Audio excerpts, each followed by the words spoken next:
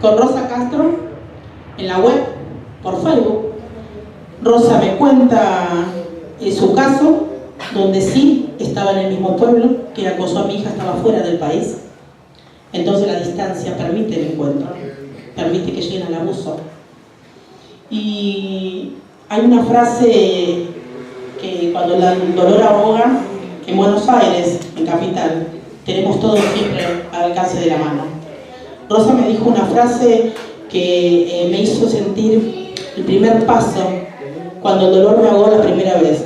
Que Dios miraba a todos lados, pero solo atendía en Buenos Aires. Ella es de Río Negro, de Cipolletti.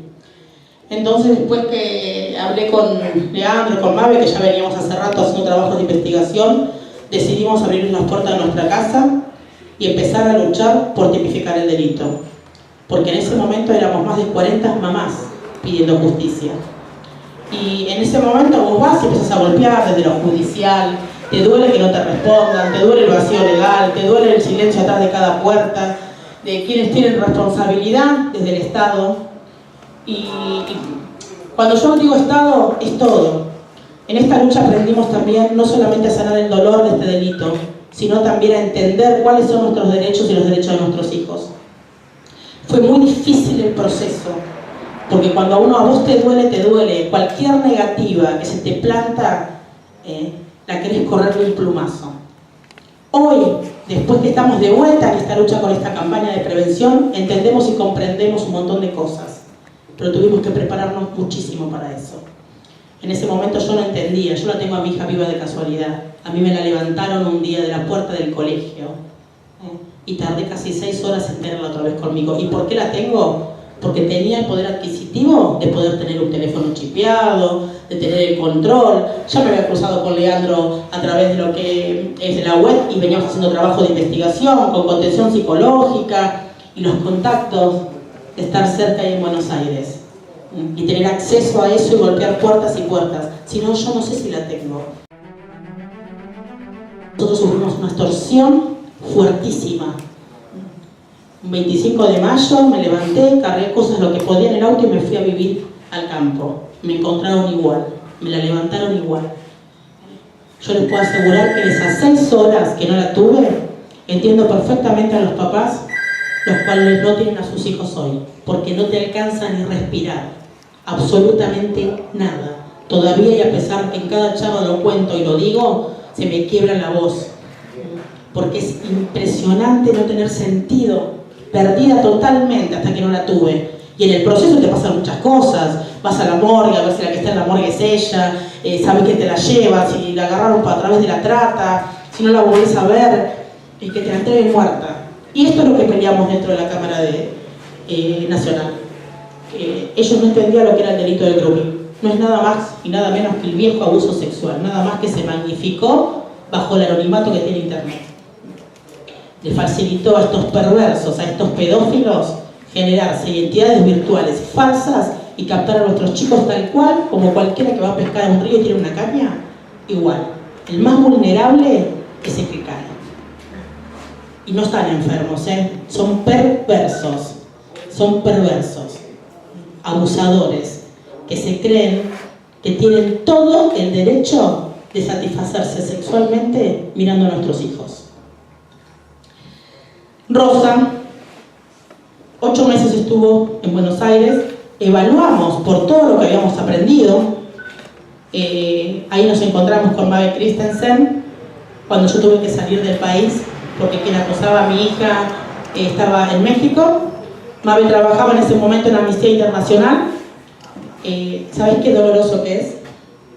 Tuve 6 años golpeando las puertas en mi país y me tuve que ir a otro país.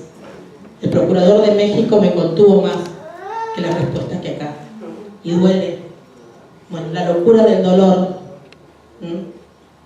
Bolsito, pasaporte, vendí mi casa. Vendí todo lo que tenía y me fui tras la persona que la hizo mierda sin conocer a nadie, porque a Mabe tampoco la conocía personalmente. Crucé esa frontera sin darme cuenta de lo que hacía. Hoy no sé si hice bien o hice mal, hice lo que pude y como me salió. Cuando vamos por todo ese camino, me cruzo en Latinoamérica con un montón de mamás y organizaciones que estaban luchando contra el delito de grooming, porque muchos se detienen, ¿por qué un vocablo anglosajón? Porque es grooming mundialmente, porque lo vemos a través del Twitter, la www, también no es nuestro idioma, el Twitter, el Facebook, porque lo aclaro porque esa también fue una pelea dentro de la Cámara, a ellos no les importaba cuántas pibas eran violadas, sino porque no usábamos una palabra en español y no grooming. Entonces es mucha bronca lo que uno acumula en el proceso. Cuando cruzo a México me entero que en la Cámara, la segunda Cámara de México de Diputados tenían un proyecto que penalizaba el delito de grooming, que era el adulto que contactaba a un menor a través de internet con intenciones de contactarlo para satisfacerse sexualmente. Y pude llegar. La gran sorpresa fue que la acosaba a mi hija no era un hombre, era una mujer. Entonces, la bronca desde el género es terrible, porque estamos en una sociedad acostumbrados de que el que abusa siempre es el sexo opuesto, el masculino. Error. En internet encontrás la misma cantidad de identidades virtuales falsas femeninas que masculinas, y abusan de nuestros hijos igual. ¿Cuánto tenía la nena? Mi nena, 13 años. Y también tenés que luchar con esto, que hay una política de privacidad en las redes sociales, que los chicos no pueden tener cuenta hasta los 13 años. Ellos se agarran de eso. Están avalados y protegidos por la ONU, por una ley de relatorías que dicen que los chicos a los 13 años, y también pasó acá en nuestro país, dentro de la Cámara, escuchar a algunos diputados que nos planteaban que los chicos a los 13 años tienen maduración sexual. Entonces te da muchísima bronca, porque se supone que quienes nos representan tienen que tener la capacidad del conocimiento y la instrucción para poder defender los derechos de nuestros hijos. Sin embargo, no es así, Clau. Por eso es importantísimo que todos entendamos como sociedad que tenemos que concientizar este problema. Por eso cuando hablamos de grooming hablamos de derechos. Hablamos de derechos y obligaciones que tenemos como ciudadanos. Pasó en el juicio, pudimos lograr meter a juicio, mientras hacíamos la lucha en la Cámara por tipificar la ley, llevamos a juicio a quien acosó a Rosa. Y a la persona que acosó a mi hija, ¿no?, tuvo la pena que correspondía en México, porque México sí tiene una pena muy alta por quienes transfieren pornografía infantil a través de internet. Acá en nuestro país todavía están discutiéndola, a pesar de que hay una ley, pero están discutiendo qué pena le ponen, qué no le ponen, porque el mercado es muy grande.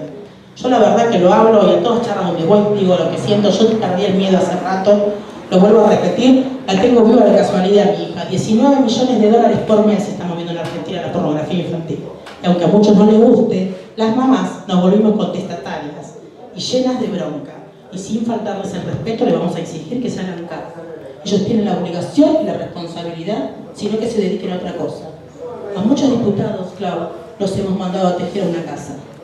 Este es llevar las agujas y la lana que vayan a tejer. Porque me da mucha lástima que muchos estén ocupando lugares donde no les importan nuestros hijos. Y de eso hay que tener conciencia, porque no estamos hablando de cambiar el nombre de una calle. Estamos hablando de que abusan a nuestros pibes. Es así de sencillito. Y si no les alcanza a abusarlos, también los matan. Llevamos a juicio a Pedro Fadel y Cipoletti. Resulta que los derechos humanos los salieron a proteger. Porque claro, todos tenemos derechos humanos. Entonces yo decía, no entiendo que alguien me lo explique. Resolvimos ir con Mabe, que sí tenía acceso a lo que son los tratados internacionales, y descubrimos que el tratado más tratado y más rectificado, y Argentina lo rectificó un montón de veces, es la Convención, con rango constitucional. Entonces simplemente nos agarramos de eso. Con el artículo 34 y 19 de la Convención de los Derechos del Niño plantamos bandera y decidimos encadenarnos al Congreso cuando no escucharon la voz que portábamos del dolor de nuestros hijos.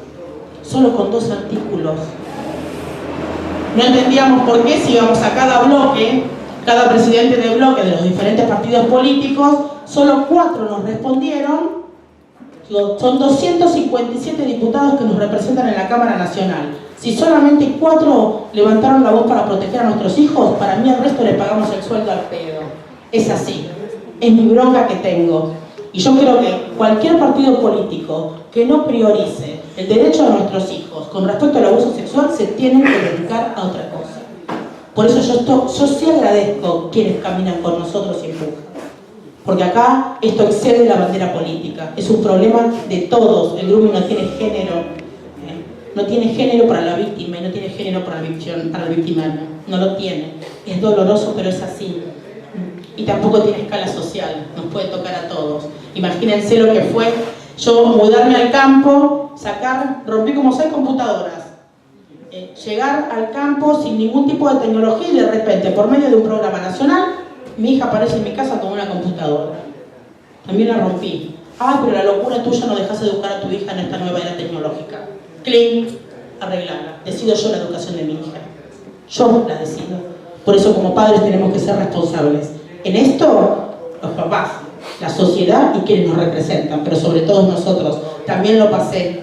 Sé lo que hablas, porque me trataron de cualquier cosa. Pero la única realidad es que hoy tenemos la ley 26.904 que tipifica el delito en nuestro país. Si ustedes supieran el abuso de poder institucional que pasamos en una historia como lo tiene nuestro país, con respecto a los derechos humanos, 30.000 desaparecidos y todo lo que quieran. ¿Sabes? Tenemos 40.000 pibas desaparecidas desde que arrancó la democracia.